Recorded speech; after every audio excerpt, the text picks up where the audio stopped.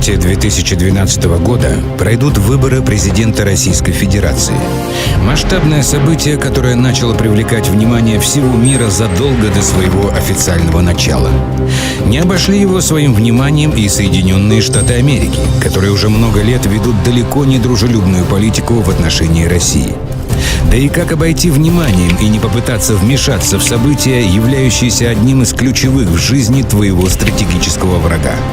Но что в столь короткие сроки сможет предпринять страна, чьи попытки по дестабилизации обстановки в России всегда заканчивались неудачами?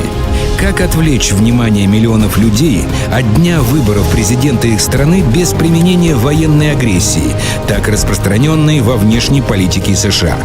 На удивление, Соединенные Штаты смогли найти ответ, не требующий высадки солдат на территорию стратегического неприятеля.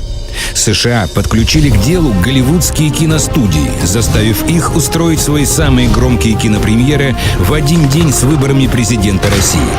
Опьяненные столь беспрецедентным событием, миллионы россиян проведут 24 часа в кинотеатрах, лишенные возможности принять участие в выборах президента страны.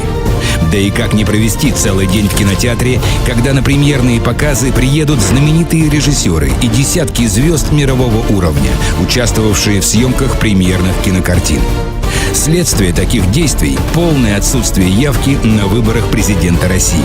Несложно представить, каким национальным позором с далеко идущими последствиями это обернется для всей страны. Теперь, когда ты знаешь правду, твоя страна ждет твоей защиты. Отправь ссылку на это видео всем своим друзьям.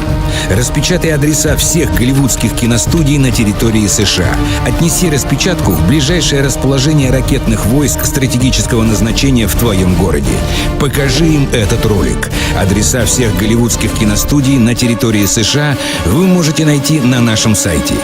Реализуй свое право на участие в выборах президента России.